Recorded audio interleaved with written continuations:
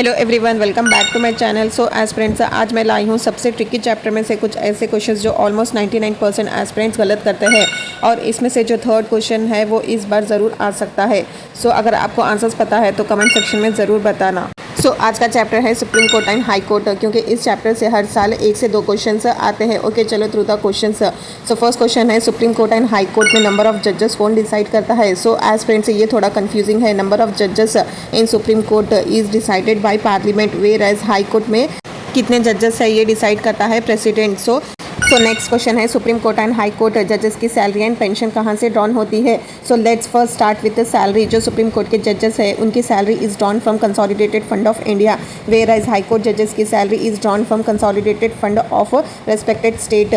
लेकिन जब पेंशन की बात आती है, दोनों की pension is drawn from consolidated fund of India. ये डिफरेंस याद रखना है, पेंशन दोनों की कंसोलिडेटेड फंड ऑफ इंडिया से आती है। सो नेक्स्ट क्वेश्चन है, रिसेंटली बॉम्बे हाई कोर्ट ने कोल्हापुर बेंच इस्टेब्लिश किया है, लेकिन कौन से एक्ट के बेसिस पर ये नई बेंच इस्टेब्लिश हुई है? सो एस्पिरेंट्स, ये टॉपिक न्यूज़ में भी है तो स्टूडेंट्स को इसका आंसर चाहिए। सो समझते हैं, जब भी कोई नई बेंच बनती है इसका पीछे का लीगल बेसिस है स्टेटरी ऑर्गेनाइजेशन एक्ट। अगर आप न्यूज़पेपर फॉलो कर रहे हो तो वहाँ कंप्लीट प्रोसेस दिया गया है कि कैसे एक नई बेंच बनती है under any high Court. So next aspirants, Indian constitution ने आर्टिकल 130 के थ्रू न्यू दिल्ली में सुप्रीम कोर्ट की बेंच इस्टेब्लिश की है। सो एस्पिरेंट्स, फोर्थ क्वेश्चन ये है कि क्या सुप्रीम कोर्ट की बेंच कहीं और स्टैब्लिश हो सकती है, और अगर हो सकती है तो उसका क्या प्रोसेस है?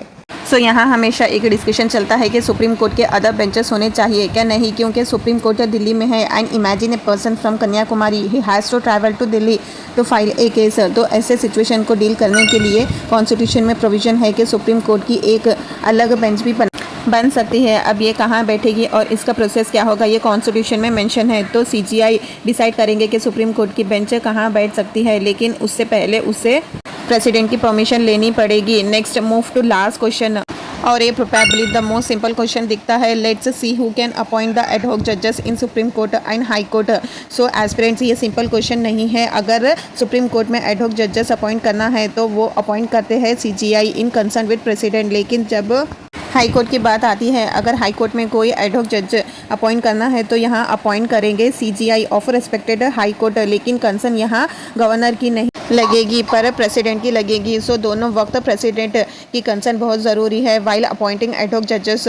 तो ये एक कंफ्यूजिंग पार्ट है जो आपको पता होना चाहिए। अगर वीडियो पसंद आई और इन्फॉर्मेटिव लगे तो चैनल को सब्सक्राइब ज़रूर कर लेना। मिलते हैं नेक्स्ट वीडियो में।